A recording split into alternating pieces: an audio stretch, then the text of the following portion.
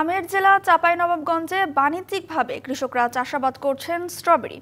বাজারের চাহিদা, ভালো ফলের ও ভালো দাম পাওয়ায় ভিন্নধর্মী এই ফলের চাষ করে লাভের মুখ দেখছে কৃষক। স্থানীয় বাজারেও এ ফল বেশ ভালো দামে বিক্রি হচ্ছে।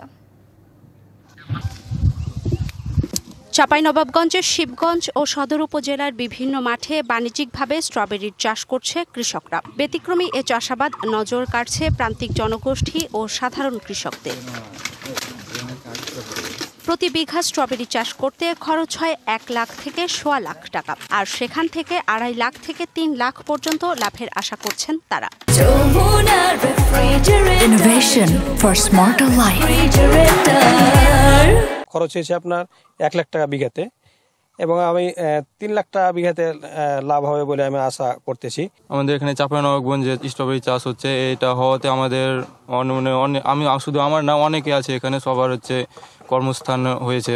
স্ট্রবেরি চাষে কৃষকদের মাঠ পর্যায়ে পরামর্শ সহ নানা সহযোগিতা দিচ্ছে কৃষি বিভাগ। বছর ওয়েদার ভালো এবং স্ট্রবেরির ফলনও ব্যাপক। গত বছরের তুলনায় প্রায় দ্বিগুণ ফলন, এবং কৃষকেরা এই বছর স্ট্রবেরি করে খুশি। এই ফসলটাও যে আমের পাশাপাশি একটি লাভজনক ফসল, এবং এটির মাধ্যমে কৃষক ভাইরা নতুন আশার দিশা দেখেছে, এবং ফলের এই অঞ্চলে আরও একটি নতুন ফল যোগ হচ্ছে, সেটি হলো আমাদের স্ট্রবেরি।